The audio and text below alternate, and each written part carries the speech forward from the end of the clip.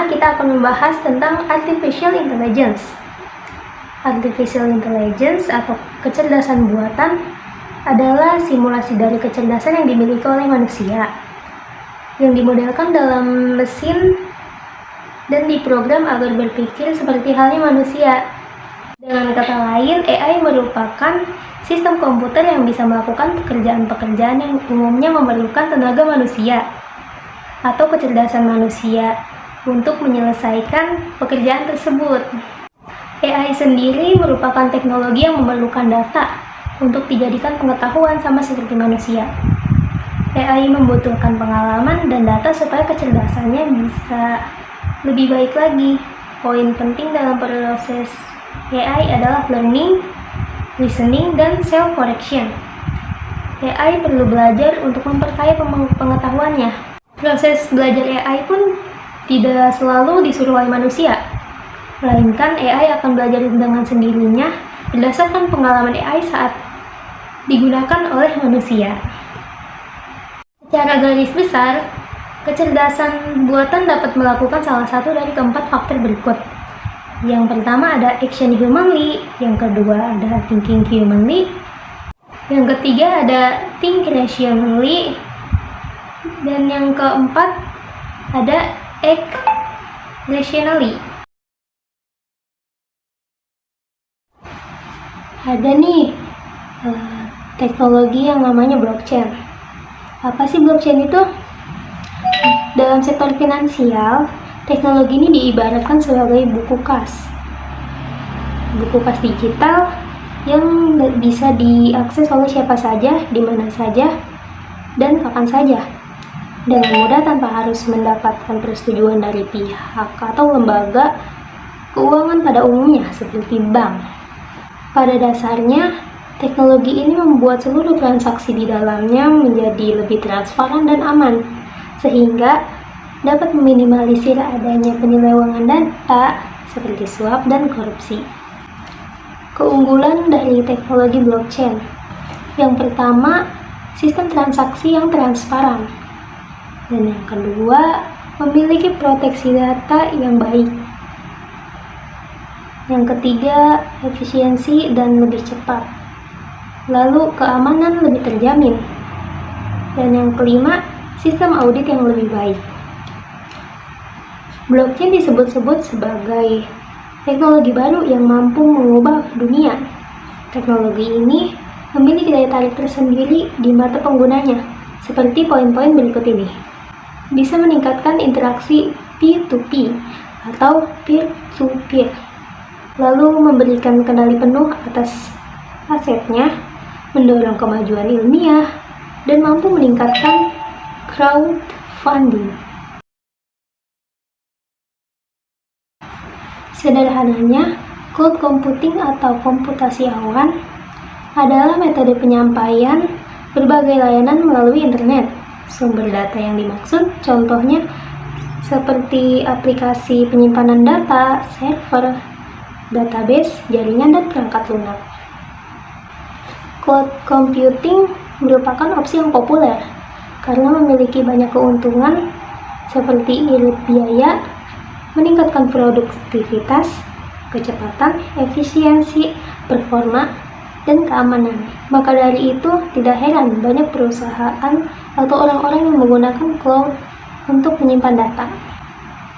Dinamakan cloud computing karena informasi yang diakses secara remote di awan atau ruangan virtual. Perusahaan-perusahaan yang menyediakan layanan cloud memungkinkan para penggunanya menyimpan file dan aplikasi dari server jarak jauh. Mereka juga bisa mengaksesnya asalkan ada sambungan internet. Ini berarti seseorang pengguna tidak perlu berada di tempat tertentu untuk mendapatkan akses filenya. Cloud computing juga bisa bersifat publik atau privat. Public cloud menyediakan layanannya secara publik di internet. Sementara di lain sisi, private cloud hanya menyediakan layanannya kepada orang-orang tertentu. Juga ada opsi hybrid yang mengombinasikan baik public cloud maupun private cloud.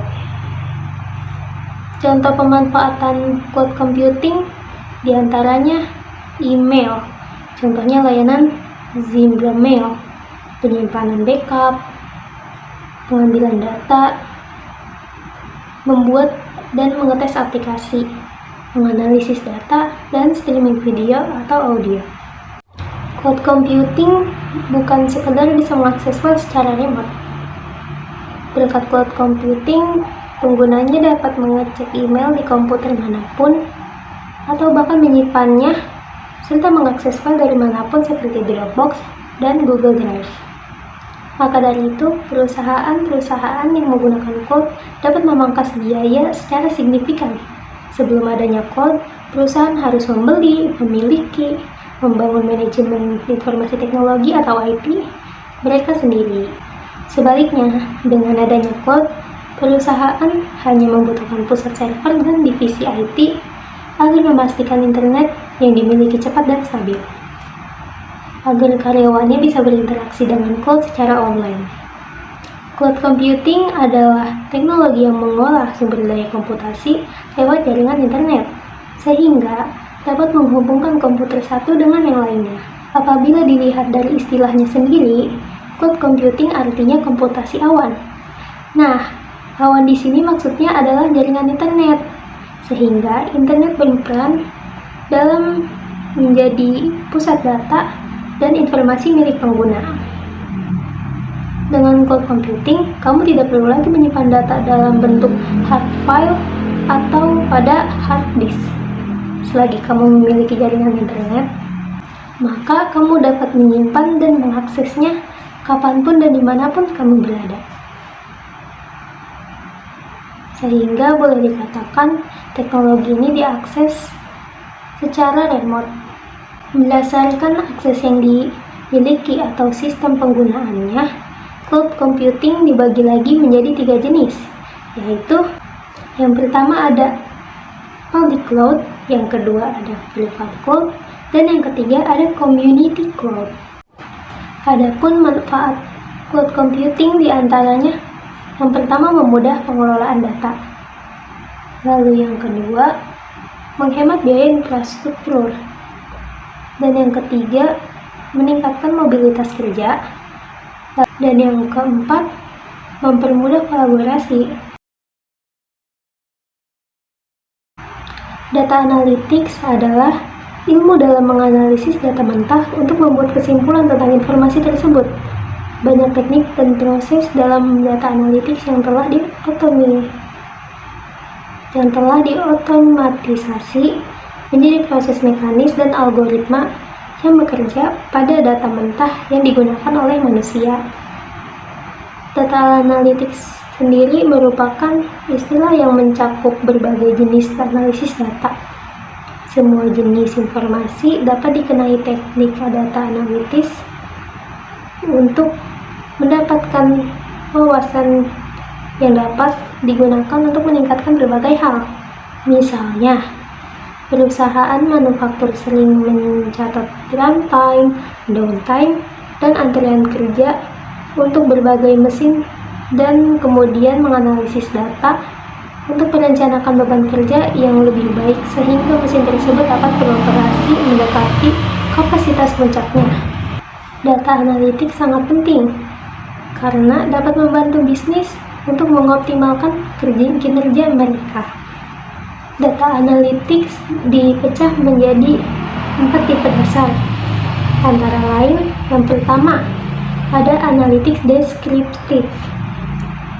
Ini menjelaskan tentang apa yang telah terjadi selama periode waktu tertentu. Apakah jumlah penayangannya meningkat? Apakah penjualan bulan ini lebih kuat dari bulan sebelumnya? Lalu yang kedua ada analitis diagnostik. Ini lebih berfokus pada mengapa sesuatu terjadi. Ini juga melibatkan input data yang lebih beragam dan sedikit hipotesis. Apakah cuaca mempengaruhi penjualan baju hangat? Apakah kampanye pemasaran terbaru itu mampu memengaruhi penjualan? Yang ketiga, analisis prediktif. ini bergerak ke apa yang kemungkinan terjadi dalam waktu dekat. Apa yang terjadi dengan penjualan terakhir kali?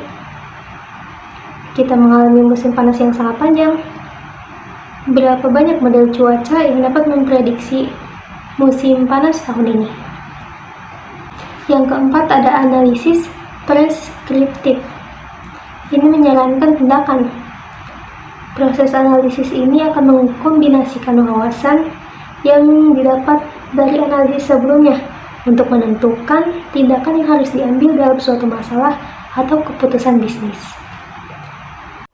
Sekiranya itu saja yang dapat saya bagikan. Kurang dan lebihnya mohon maaf dikarenakan saya juga masih belajar.